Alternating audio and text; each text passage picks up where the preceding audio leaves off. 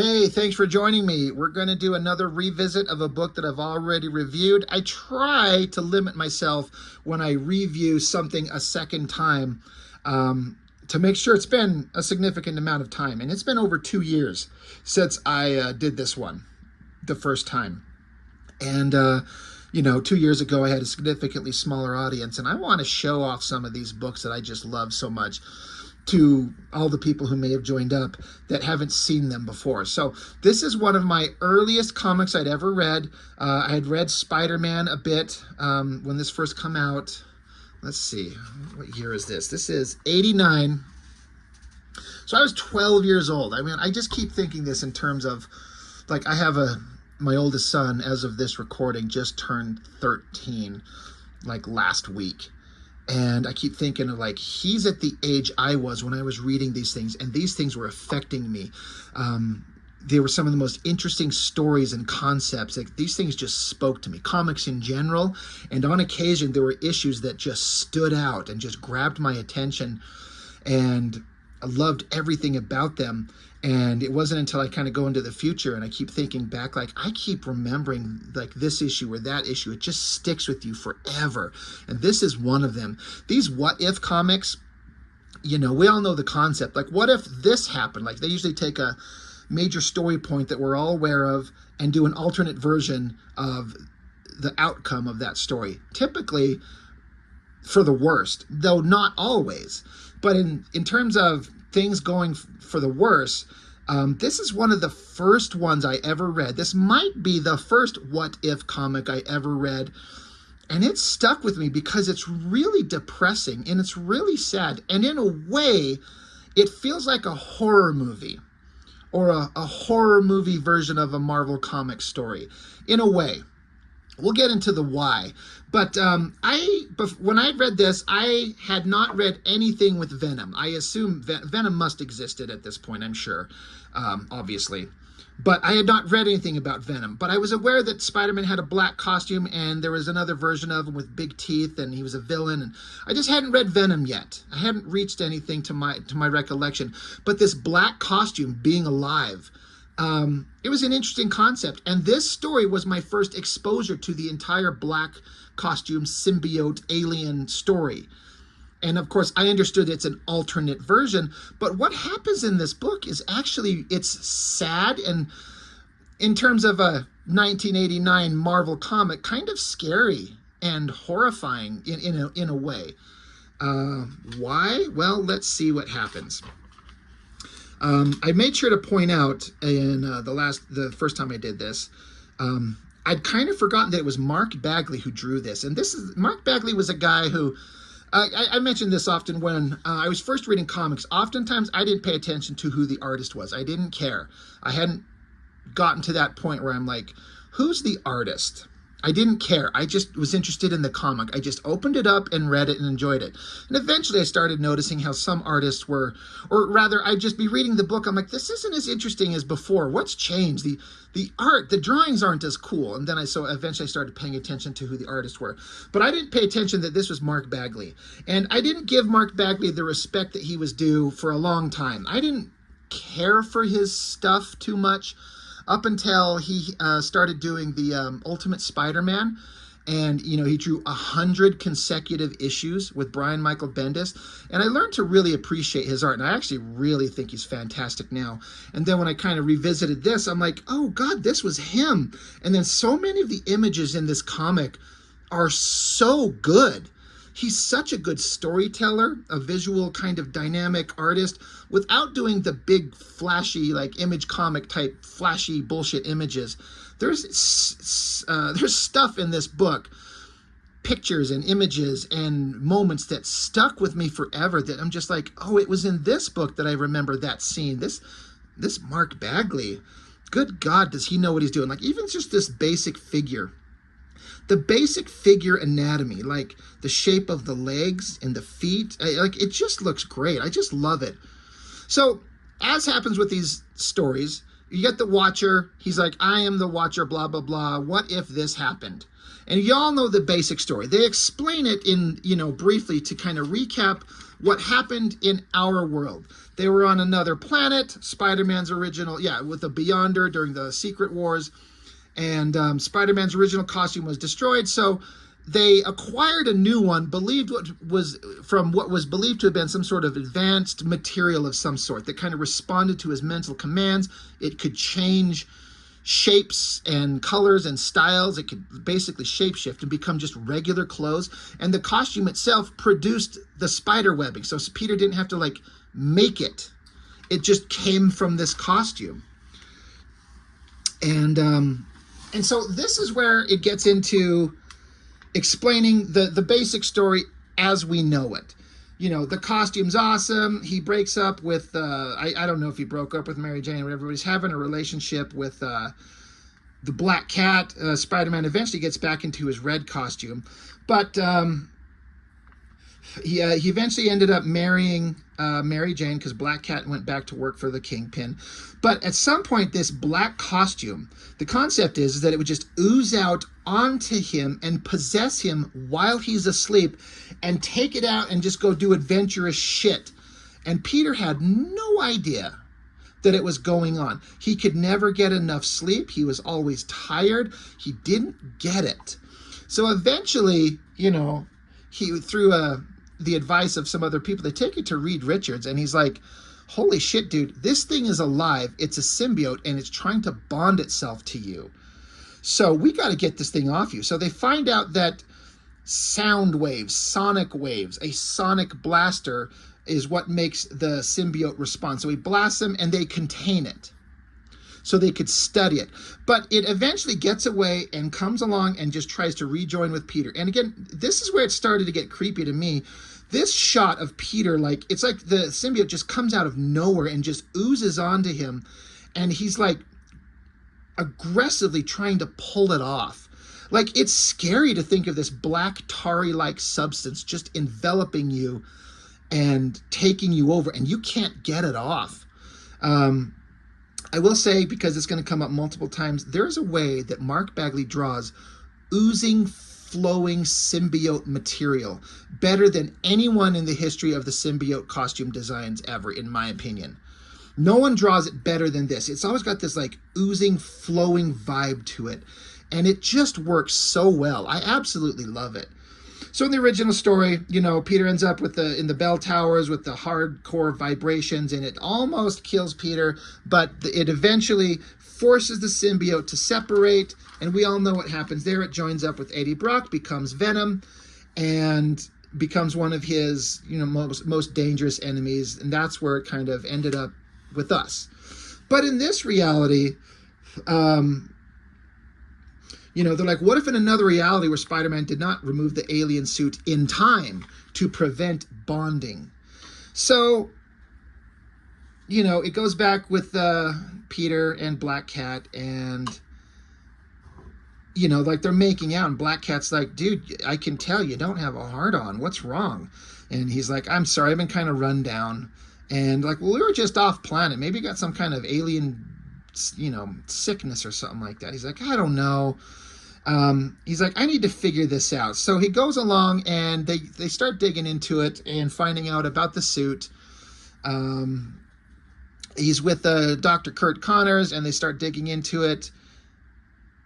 Let's see.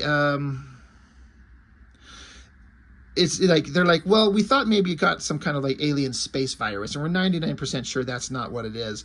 He's like, I was there with you, and I don't have any of these symptoms, so we got to see what it is. But eventually they find out the suit's alive, and it's bonded to him. So they try to use the sonic blaster to separate it from him. So there's this awesome shot of them blasting him, which is very similar to the previous page that we just saw, where Reed Richards is blasting it off him, and Peter doesn't seem affected at all. But in this one, it's affecting him terribly. It's causing Peter pain, and he blasts him. And then this is another one of those scenes where just as a kid, it stuck with me. It's scary because it didn't work. Peter's on the ground. He says, I can feel it trying to take over my mind. Johnny Storm's like, should I try burning it off him? Like, well, you might scorch Spider-Man. And Peter's literally begging for help. Help me, help me. And then suddenly the symbiote takes over. He says, forget it. I don't want your help. I have what I want. And again, I love this shot where the costume is just like closing up over Peter's eyes and his mouth, just enveloping him. Like, everyone loves Peter Parker. He's such a good character. He's such a good guy. He's such a lovable dude. He's always suffering and going through hell. And to find him just suffering from this infection in a way, this is where like the horror element of the story kind of comes into play. I love it. It's so creepy. And again, 12-year-old, 13-year-old me reading this was just like enamored by this story. Again, my first exposure to the symbiote costume at all, and this was it. So he tries to get away. Reed Richards gets up there with the full blast shot from the sonic gun, blasts him and knocks him unconscious. And so now they have to encase him in a cage, and they can't separate the symbiote, but like, we've got to keep him contained until we figure out a way to help him. And it shows that the symbiote continuously pounding on the walls. And Reed Richards is saying, I cannot find a way to separate this thing, not a scientific way. We need to try some magic. And so they get Doctor Strange. He's in there and he's like, it's no use. I've hurled spells at this thing for hours. I've gotten nowhere. I love this shot where Doctor Strange is hovering in the air here and sending energy, magical spells down to the symbiote.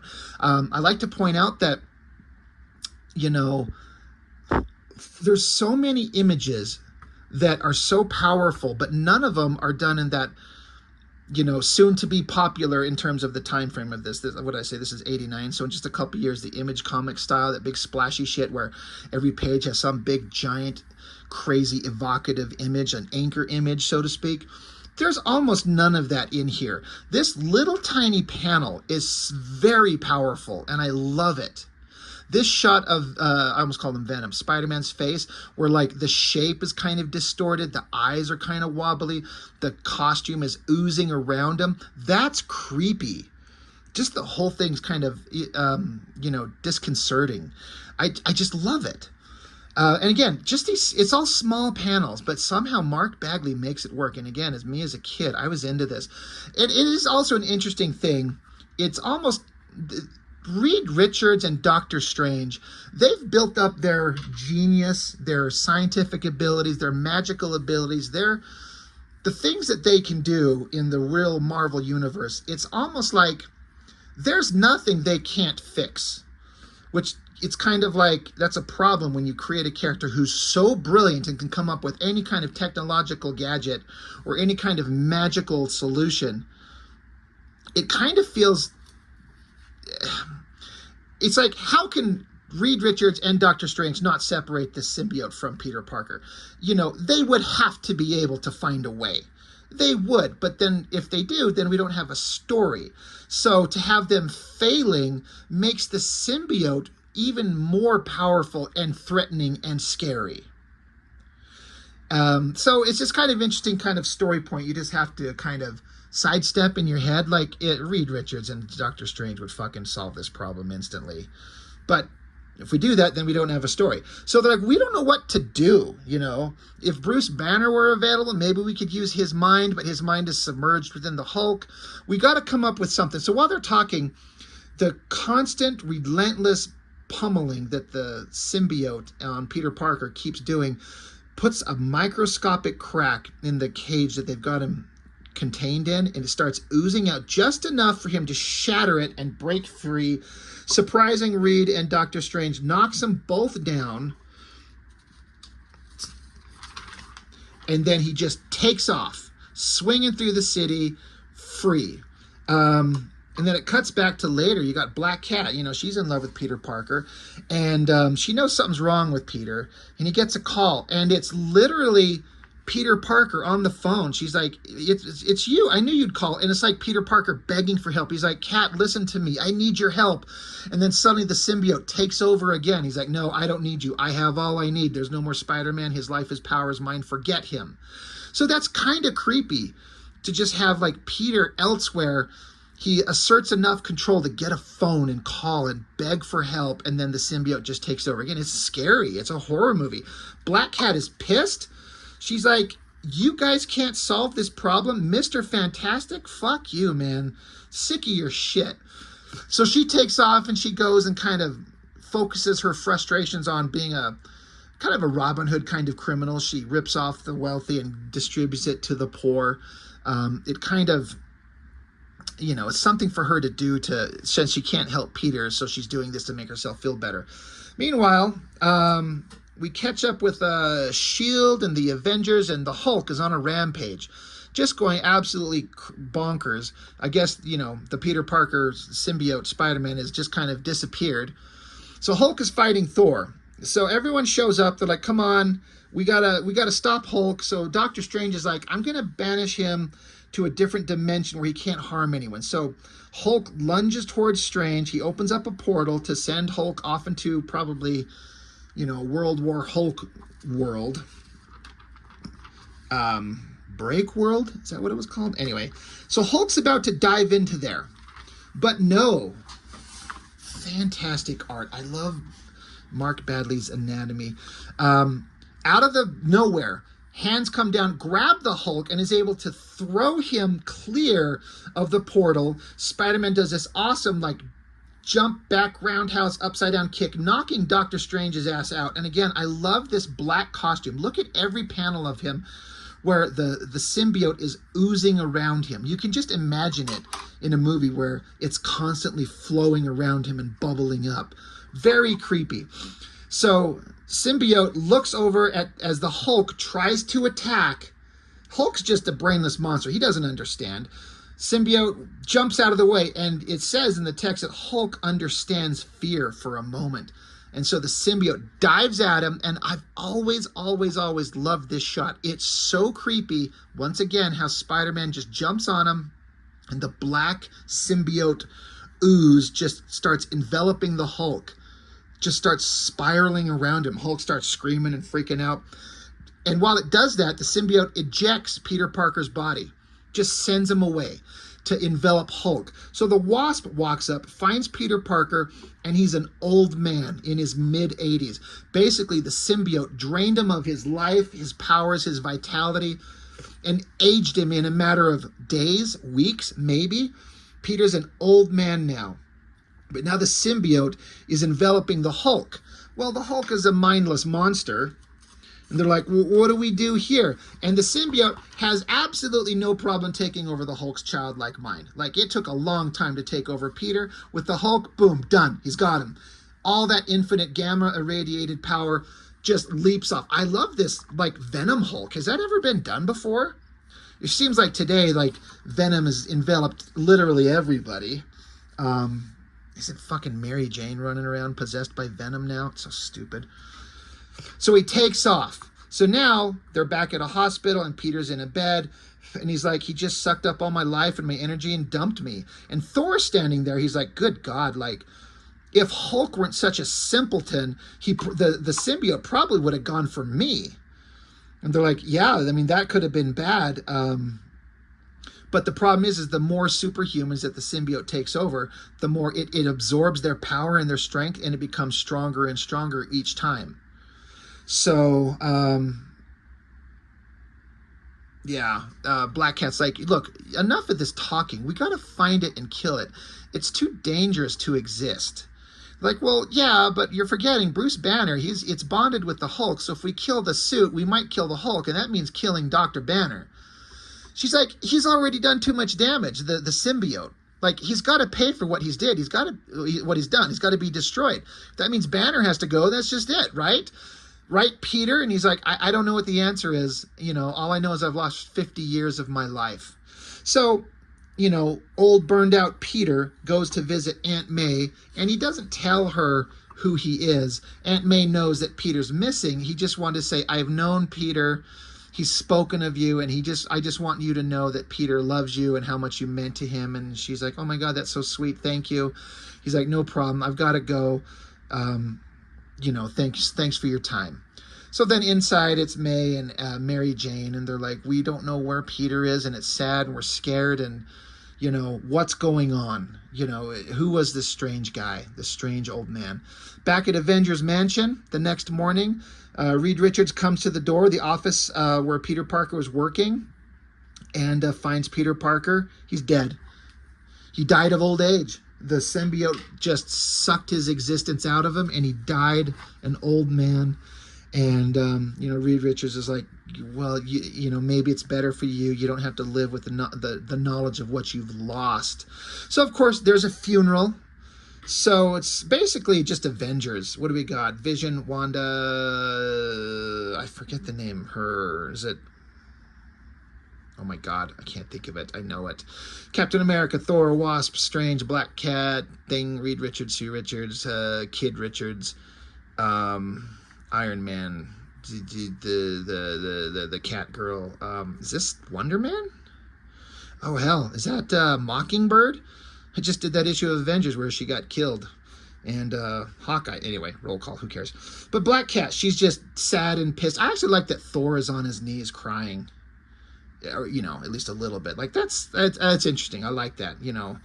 Thor weeps for a lost fallen comrade. Really interesting. But Black Cat, she's just devastated. So time passes. Everyone leaves except the Black Cat. And the Kingpin shows up. And she's like, you came. He says, of course, my sincere thanks for the chance to pay my last respects to a worthy, if hopelessly naive foe. So it's like the Kingpin shows up to pay his respects. They stand there for long moments, the one who loved him and the one who hated him. Kingpin says, well, I got to get going. Do you want to ride? And she's like, a lift with you? I'd rather... And then she's like, yeah, I could use a ride. So it cuts back to the Fantastic Four headquarters a couple days later, and Reed Richards is going through Peter Parker's notes that he was working on. And Reed Richards is just going, God damn, Peter was a brilliant scientist. He could have had such a future. He's so smart. But anyway, combined all this information with what he did and what I know and what Bruce Banner does, what Bruce Banner knows, I've created a way to not only track the entity, but a weapon that can kill it. So I like this. Reed Richards is putting his little super stretchy brain power to work. He created a little tricorder from Star Trek to track him and Mega Phaser to kill the thing. I like this. And I like it. Reed Richards is like, I'm going to kill it. We're not worried about the sanctity of life on a symbiote alien creature. We're going to kill it. My poor book is coming apart in the middle here. So they get going in the story. They're like, hey, we think we know where he's at. We got to track him down. And God, they're having a kind of a moral disagreement back here. The Wasp is suggesting that we should try to capture it alive. After all, somewhere in there is Bruce Banner, the possessed Hulk. And the creature itself was brought to Earth by accident. It doesn't understand human concepts of good and evil. So at least they're having like the moral debate, the discussion. And Reed Richards says, I know, Jan, now all we have to do is pray that in our rage, we remember the difference. So hours later, the Quinjet speeds towards her at Mount Rushmore in South Dakota. They descend and they spread out. So who do we got? Reed Richards, Wanda, Thanos' brother, I think, right? Whatever the hell his name was.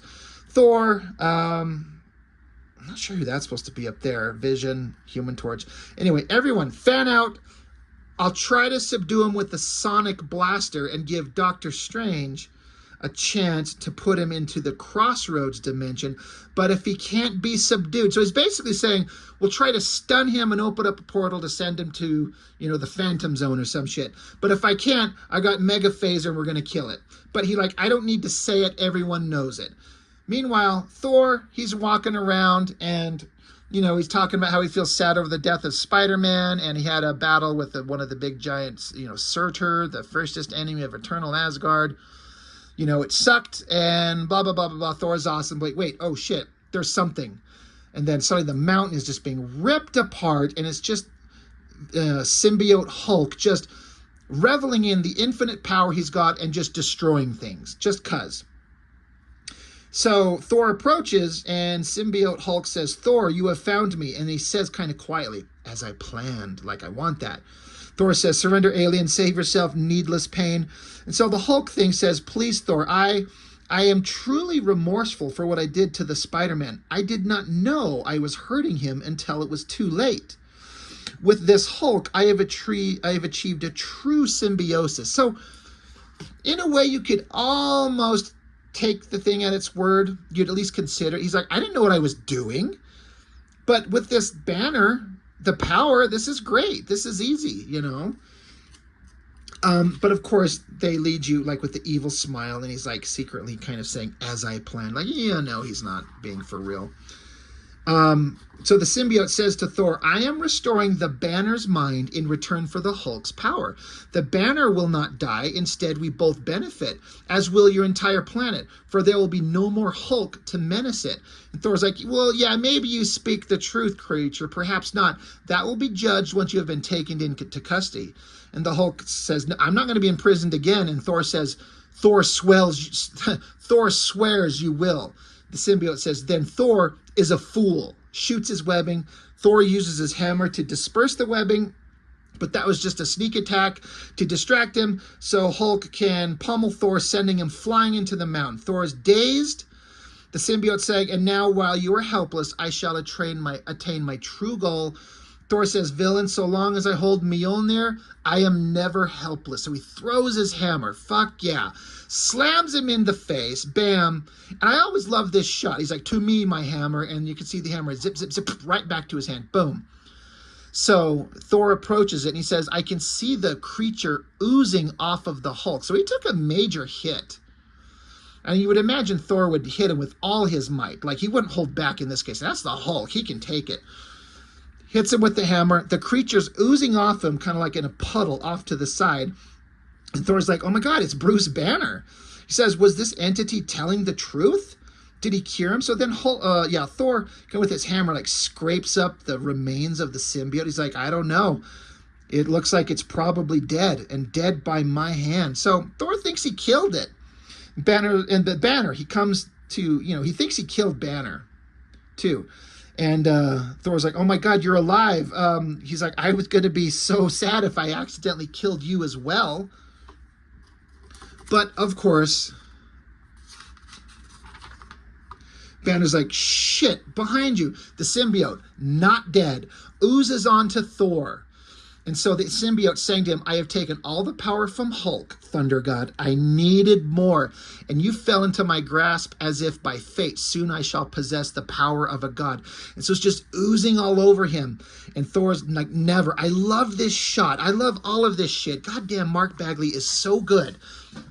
Like, without having that kind of like over-the-top, nonsensical image comics type of artwork where there's big, giant images everywhere. Mark Bagley's not doing any of that. It's just simple kind of grid pattern storytelling in boxes, small boxes, but every panel works. Like, this is one of the most perfectly done comics I've ever read. I just love everything about it. And I liked it because it's taking, I've talked about how like old school Marvel comics, I mean for any comics, DC and everything, but because it's a Marvel comic, we're talking about this. The old kind of characters and the way that they talk and act in the stories in the 60s and the 70s and 80s, it tends to read as really cheesy and kind of naive and kind of silly because they're written for kids. But the thing about this kind of a story is it's taking those characters and putting them in a god-awful scary situation, the horror movie aspect of it, and seeing how they would react. And that's the stuff that's really gripping me. Like, it's got my attention big time. And I didn't know much about Thor. I'd never read almost anything with Thor. I know the concept. I know the basic character. But this was maybe my first comic of Thor. Where I read an actual story with him in it back in 1989 when I was, 12 years old. Again, I knew the basic concept, God of Thunder, he's an Avenger, he's a good guy, he's powerful, blah, blah, blah, whatever. But just the way that he's fighting this thing, and he was crying at Peter's funeral. He was worried that he killed Banner, but he's willing to do what's necessary to stop this creature. But this scary oozing monster just crawls on him. He's like trying to pull it off his head. Suddenly the other team shows up. The entity is saying, I have all the power of my previous host, power enough to overwhelm. And Thor says, you shall not succeed, monster. So Thor taps his hammer on the ground. That was like an old school method of him calling forth lightning. I think they've moved past that a long time ago. But Thor summons a bolt of lightning to try and kill the thing. It hits him, boom. But all it does is weaken Thor. It doesn't affect the symbiote in the slightest. And so, again, as a kid reading this, I'm like, shit! Like, this is Thor. Again, I don't know much about him, but I understand his power level, and a bolt of lightning doesn't hurt him. Reed Richards gets this stun weapon up, shoots him, hits Thor, doesn't affect the symbiote at all, but all it did was weaken Thor himself. And it's covering his face. And Reed is like, I can't allow this entity to take control of Thor. He can't have Thor. The time has come for the Terminator blast. I've got to kill it. Dr. Strange is like, I cannot work any magic without dooming Thor, Reed. Do what you have to do. And I love this shot. Again, Thor just like bent over, hammer on the ground. I like how his big red cape is still visible, but he's covered in the black. And Reed's like, I can't do it, though infinitely more powerful than before. The entity probably hasn't had time to fully bond with Thor yet. And while that may mean that I can kill it and not our ally, we don't know what its effect on Thor would be. Even a mortal can die. Basically, he's like, he hasn't bonded with him totally. Maybe there's a moment where we can find a way to stop him. I don't want to accidentally kill Thor. What do I do? And in that moment of hesitation, the symbiote's like soft-hearted fool, the Asgardian struggles, but he is mine. I must get away to complete the bonding, and then I shall return and destroy them all. So I love this version of Venom Thor. That evil look on his face. So he takes off into a cave. He vanishes, takes off, and he's like, I'm going to go finish the bonding process. So Johnny Storm, he goes in there, raging full of fire and fury, and Venom Thor hits him with a bolt of lightning, and Johnny Storm barely escapes with his life. Deep inside the cave, he's like, oh shit, it's Captain Marvel. Moving with incredible speed in the form of ultra-powerful microwaves, she strikes, but instinctively, its reflexes already mingling with its host, the creature collects the energy that is Captain Marvel into Thor's enchanted hammer and shoots her back whence she came, almost killing her. Star Fox is that other guy that was out there.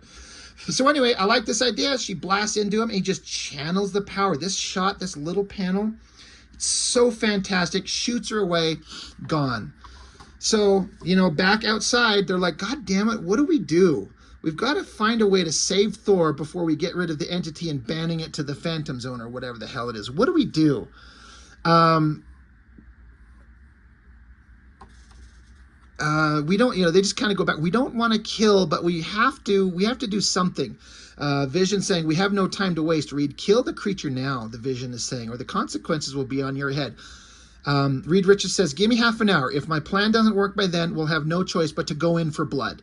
So meanwhile, 30 minutes later, inside the cave, I love this panel of Thor up against the wall. And it says, Thor's resistance continues to weaken. So he's there's an internal battle for the willpower, and Thor is struggling. I love that you could see it through his body language. Such a great drawing. And this panel here, you could see the symbiote peeling away from the eyes, showing that Thor's resolve is strong as ever. Again, the first comic I've ever read of Thor is right here, and I'm like, I like this guy. He's struggling hard. It says here, soon, Thunder God, the bonding will be complete, and we will be one. He's like, wait, someone approaches. So your friends have sent another victim to face me. I shall vanquish this one as easily as the others. But then it says here, but then the creature seems to recognize the newcomer and is filled with fear. Who is this? Once again, this is the first time, again, in 1989, for 12-year-old me, the first time I ever saw Black Bolt. No idea who he was. My dad used to read comics back in the day, and he knows all about Black Bolt and Thor and all these characters. So I had to go to him and ask him, tell me about Black Bolt. He's like, oh my God, son, he's so cool. But it says here, this is Black Bolt, leader of the Inhumans, who at Reed Richards' urgent summons teleported here from the moon. And so Venom Thor, well, it's not Venom, but Symbiote Thor, he's like, no, not you. I'll kill you before you can do any harm. Love this shot of Symbiote Thor with all that gooey stuff oozing off him. He jumps. And this is my first exposure to Black Bolt's power. It says Black Bolt screams. A sonic force that emits from his vocal cords can literally shatter mountains. And we've already established that sonic sounds or what is the weakness to the symbiote. And so you got Black Bolt, whose power is literally that. Screams, vaporizes Mount Rushmore. When they're done, you know, there's just a pile of dust and debris. And Thor, he's free. It says he's saying, "Thank you, Black Bolt. You have freed me from the greatest of terrors." So the remaining superheroes show up. It worked, you know. Like, as I suspected, the creature was vulnerable to sonics. So they get there and they start testing, and they can see that it's vaporized and looks dead. But they're like, no, you know, they're like, Reed Richards is like, you know, maybe I can devise a special cell. And Strange is like, no. This thing's too dangerous. We need to banish it to the Crossroads Dimension Phantom Zone where it can live without hurting us. And they're like, okay, you're right. So Doctor Strange starts casting a spell, but from out of the blue behind them, a laser blast comes down, vaporizes the symbiote. And Reed Richards, using his tricorder here, he's like, no life signs. It's dead. It's actually dead. Who shot and killed it? The Black Cat. And she's got one of the super weapons that would kill it. And he's like, where the hell did you get that from? And Black Cat's like, you people make me sick. You were also concerned with doing the right thing for the alien, as if it was some kind of person you could rehabilitate. This space vampire killed the man I loved. So I did what you all lacked the nerve to do. You don't approve of what I did? My Spider-Man wouldn't have either, but he's dead, and you'll never know the price I just paid to see justice done. She's like, here, keep the gun. And so it basically says in the final text, as Black Cat walks away, that she contracted with the Kingpin. He would provide her with a weapon capable of killing the symbiote entity. In return, he wanted her service as a criminal in his employ forever. It says, was her revenge worth the price she has to pay? The Black Cat doesn't really know. She'll have the rest of her life to figure it out as she just walks into the distance. I love this silhouette shot, this black shape here cutting across all three panels. And then just kind of the black shape of her body, her white hair, and the little poofy white powder puff things on her wrists and her ankles. How she's just like, you know, I wanted my revenge. I wanted the thing dead. The Kingpin used his vast resources to create a weapon for us so I could use it, and now I have to work for the Kingpin for the rest of my life. And the story's over. That's it. It's done. This is one of my favorite comic books of all time. It's just, like I said, it feels like a horror movie in terms of how much it can be a horror movie in a Marvel comic. The way that Peter suffered, how unstoppable the symbiote actually was. Like, nothing they could do would stop it. It kept, like, absorbing the powers from all these characters, you know, like the Hulk, Thor, everyone, just an unstoppable monster. So again, that's my introduction to so many of these concepts: the symbiote, to Thor, to Black Bolt, all these things. And just as a kid, I would read this and reread this. I just loved it. And then I kind of lost track of this comic because it wasn't mine. This belonged to my older brother. And, you know, we kind of went our separate ways and started living our lives. It was with him for years. And so I finally got a copy of it and reread it for the first time in decades. And I'm like, so much, the story was burned into my brain. But revisiting it and just looking into the art from Mark Bagley, the storytelling, it's perfect. It works so well. And like I said, if you couldn't tell, I absolutely adore this thing. Man, these ads take me back. I hated those claws because the tips of them are pointed the wrong fucking way. And then this thing, as a young kid, this old ad, I loved like action movies like Commando and Predator and shit like that. And so I would, you know, as a kid, I would get my parents to buy me like plastic toy guns and shit like that. I like the idea of like gearing up like an action hero with like a jacket and a small sidearm and a big rifle and a knife and go rummaging out through the trees and the fields out where I lived. And so I'd look at this thing and think about all the shit that I would take with me if I could gear up with this. Like, all right, well, I'd take an Uzi and a Beretta and maybe an antidote for poisons and some body armor. And, you know, I just kind of go through this, like, I don't know why I'd have a big giant Fisto type glove. I don't know. It's just kind of an interesting thing. As a kid, I used to just look at this shit and imagine what I'd take with me if I could go out and be a soldier somewhere. Anyway, what if the alien costume possessed Spider-Man? Love it. It's one of the best what if issues. There's a couple of these that are perfect. And I've reviewed all of the good ones, and I'll kind of go back through them again. Recently, I redid the What If Wolverine, or What If X-Men Lost Inferno, where Wolverine's eating a baby. So good. Drawn by Ron Lim, and it's the same thing. It's a fucking horror movie in the Marvel Comics universe where just the worst possible things could happen. When you have Wolverine literally eating an infant, you know things are bad. And so that was the most horrifying in terms of global problems. But this was horrifying in terms of single character problems. The other ones that are great, what if the Marvel Universe lost Atlantis Attacks, because they lost everything in that. And then the What If Wolverine was Lord of the Vampires was really good. And What If Wolverine was an agent of S.H.I.E.L.D.? Great book. But this one is just, it's more personal on a singular level with the Spider-Man character. And it's just, Mark Bagley is brilliant. So great story. Again, who wrote this? Danny Fingeroth. Great story. Bagley on pencils, Keith Williams inker, and Tom Vincent colors. Great team. It's brilliant. I love it. I know I'm just repeating myself, but it's a fantastic comic, and it's one of the best ones out there. I absolutely love it. So that's all I've got. Thank you for watching. I'll see you next time.